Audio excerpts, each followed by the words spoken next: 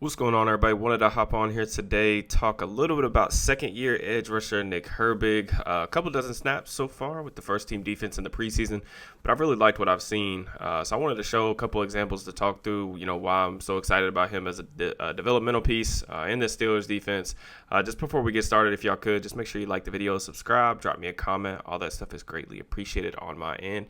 And as always, if you want even more of my content, consider becoming a member to the channel. Lots of cool stuff coming there this season. So let's jump right into it. So this is the first play of the game against the Texans in week 1 of the preseason. Steelers just coming out in their base 3-4 defense. The Texans are going to be running outside zone lead to Herbig's side. I wanted to show this angle for a very specific reason. With Marcus Golden kind of just randomly, deciding to retire a week after he was signed, it's going to be important for Herbig as the third edge. Like if he is called upon to play a significant number of snaps, he's going to have to be more than just a pass rusher. He's going to have to defend the run. I love this right here because he's getting this outside zone to his side. He's the force player, the C-gap player on this run. I just love how he attacks this block with physicality. You see the heavy hands and taking back space. And then he forces the ball back inside, to the rest of his help. So that's an excellent rep right there. And so the Texans have already ran at Herbig once in this quarter unsuccessfully. Now they're going to try to fake a run to the other direction and then bootleg to his side. These play-action bootlegs, a very heavy staple of all these Shanahan or Shanahan-adjacent systems. It's where a lot of their explosives come from. And the best way to stop that is to put athletic players out there on the edge with speed to not allow the quarterback, outside of the pocket to where he's going to have free reign to kind of push the ball down the field as that defense gets stretched horizontally and vertically. And I think with Herbig here, one of the things that just really pops when you watch him is just his closing speed. We'll talk a little bit about that, later in the video as well. But, the way that he moves for a player that's his size and plays at his position is very different. And it's something that, when I was in Latrobe, kind of watching practice and everything, it was really, really evident just how explosive he is. He can get A to B really in the blink of an eye. We saw Herbig have a ton of success last year in the preseason as a rookie, mainly winning with speed. He dominated pretty much all the tackles that he went up against. I wanted to kind of show this as an example of, kind of where I think his pass rush kind of repertoire is, heading. I think that there are, signs that he's starting to pick things up mentally in terms of how offensive tackles are setting him. If you watch him come off the ball right here, you see he's always going to be a guy that's really fast out of his stance, and that's because he just rolls off that front foot pretty effortlessly.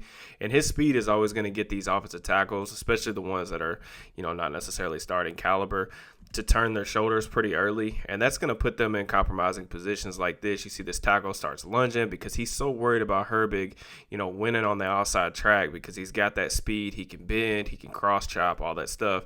So now it's finding counters to kind of work off of that speed. And I think that Herbig mentally starting to figure out okay, this dude clearly got his shoulders turned towards the sideline. I need to go to an inside counter. It's just a little bit too slow right now. And I think that, that's just him trying to try new things in the preseason, but also get a better feel for how to sequence those moves together. We've seen him work a little bit of this inside spin move through training camp in Latrobe. I'm interested to see if maybe that's something he turns to as an inside counter, especially knowing that Alex Highsmith is a guy that uses that quite a bit. And even this right here, it is a little bit slow, but Stroud's anticipation as a passer kind of gets this ball out pretty quick. And, there was a lot to like about Herbig's performance against the Bills. Here, another example of them being in their base 3-4 defense. Sometimes as a 3-4 outside linebacker, you're going to have to become, detached from the line of scrimmage, even as an edge rusher. This is something that the Steelers do ask, TJ Watt, Alex Highsmith to do a little bit. Both of them are pretty good at it. I think Alex Highsmith is one of the more underrated coverage guys at the edge position. TJ Watt had that awesome interception against the Rams last year too. So this is something I think is in Herbig's bag. At Wisconsin, they asked him to carry out a number of different coverage responsibilities. I really like this rep right here. They're just playing what looks like cover 6 to me, so quarter, half. Right here, he's going to get an aggressive reroute, force this number 2 wide receiver to work through his body, kind of throws him off balance a little bit, and then he immediately gets his eyes to the flat. flat right here. And then again, it just shows like his comfortability, I feel like, in space to make a good tackle right there. It's a negligible gain of like 3 yards. It's an unsuccessful play for the offense. And again, if he's going to play significant snaps for this defense, due to injury or even just as a third edge rusher, I think that this is something he's going to be able to need to do consistently. And I have no worries about him, operating in space and coverage. So that's always a good thing. My good buddy Cody Alexander from Match Quarters kind of calls these obvious passing situations where you're aligning 5 or 6 guys up at the line of scrimmage. He calls this like X's on a whiteboard. And this is a good, situation where I feel like they can get Nick Herbig on the field, even with Alex Highsmith, TJ Watt back in the lineup, because I think he can do stuff like this. Like, you can do creative stuff with him, run stunts, twists. He can rush from different alignments. Right here, he's aligned as a wide 9 to the right side. They're going to be running sim pressure right here. But this is just basically a TE stunt. They're going to have Keanu Benton come off the ball, really explosive. He's going to try to engage the left guard on his outside shoulder to kind of occupy him. They're going to loop Herbig in to the A-gap from a wide 9 technique. Now, if you're going to do this, especially from that alignment pre-snap, dude's got to be really explosive. And Herbig definitely checks that box. You can see just the speed that he's able to pick up right here, and then the bend, and then his lower body flexibility. Even though this guard gets a hand on him, it almost looks like it propels him forward, and he's able to keep that momentum. And then again, that's just another example right there of that closing speed. But I just feel like, with all of the capable rushers that they've got, like even the guys on the field right now, Patrick Queen, Peyton Wilson, good rusher. Keanu Benton, I think, is ready to take another step. But, obviously we know what TJ Watt, Alex Highsmith bring to the table. But I feel like Nick Herbig is a guy on third downs where I want to see some 3-edge sets. I want to see them get really creative with some stunts, some twists, because I think he's so explosive of an athlete that I think that, it's going to be tough to keep him off the field. So right here, he's in a wide 9 technique to the right side of the screen again. The Bills are being smart. They're putting a tight end over there to kind of widen his path a little bit. Now, when I seen this rush for the first time, I was pretty intrigued because I'm not really sure that I've seen him generate this much push with like a speed to power move. So like I said earlier with the inside track stuff, Herbig's always going to be a guy that's going to be able to win on the outside track. Like, we know his speed is going to threaten tackles. Right here, you can see this tackle. He's actually crossing over his feet, which is a big no-no. So he's in bad position right here already. But Herbig recognizes that and plants that inside foot. Look at the hand placement. Got him in tight. And then he's able to push this guy back pretty easily, man. Like, to me, when I saw him in training camp, like just seeing him in one-on-ones and, backs on backers, he looks a little bit bigger to me, a little bit stronger. Now, I don't think that he's ever going to win like as a speed to power guy or a bull rush guy consistently.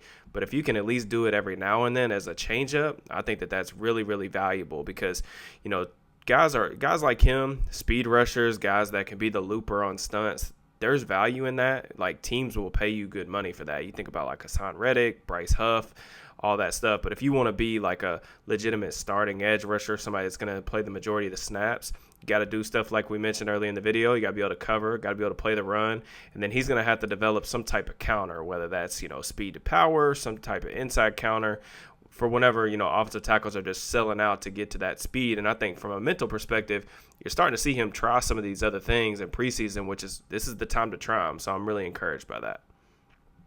And then this was the second sack of the day on Mitch. Again, a line pretty wide to the right side of the field. This is just a hustle sack, but I also wanted to point out just the hands at the top of the rush. That is one thing that I think Herbig does pretty well, despite not having really any length at all for the position. I do think that one of the things on his college tape that really popped out to me was when he would get locked up in these kind of close engagements, he would work pretty hard to try to get guys' hands off of him. And then, of course, you see the bend, the lower body flexibility, the ankle flexion to kind of turn those corners. And then from here, it's just about playing through the whistle. I mean, this is really the standard for Steelers defenses. This has been the case really long before any of the guys that are here now. But you look at guys like Cam Hayward, TJ Watt, those guys are always playing with a really hot motor. Herbig already has that in him. You see that. You saw that last year through the preseason. But, there are benefits, even though there's not really a path for him to get starting snaps. There are benefits to playing on a really talented front like this with a lot of talented pass rushers because they're going to create one-on-one opportunities, but they're also going to create opportunities like this where, if you play with a hot motor, there's a really good floor for you as a pass rusher, and I think that that's definitely something that's going to work in Herbig's favor as he continues to develop. That's pretty much it for me. Shorter film room today, just a small sample size. But Herbig, I feel like, has already kind of confirmed the belief I had earlier this offseason that I think he's ready to take on that top backup role. Even, with Marcus Golden coming back and then leaving again, I think he's ready to take on more snaps. The first step, still electric as ever, but I think the added play strength, to hold up as a run defender in particular is something that I'm really hoping has real staying power because, even as an edge three, I feel like they got to find ways to get him on the field as a rusher. I feel like he's way too explosive not to have, certain packages in your game plan in third and long situations. I do think it's cool that, Terrell Austin's already designing certain twists and rushes for him in the preseason. I think that's encouraging. Mentally, things seem to be slowing down a little bit for him. Just want to see him continue to find that, counter move that he trusts, that he can go to when tackles start to overset a little bit. All those things are going to define, whether or not he's a career-long designated pass rusher or depth piece type, or if he's like a legitimate starter down the road, whether that's, in Pittsburgh or elsewhere. But I really enjoy watching him play, so I was excited to talk about him today. So, as always, appreciate you all watching. Let me know what you all think of Herbig. You think he's legit? What type of 2024 season do you think he has in his future? And I will catch you guys later this week. Peace and love.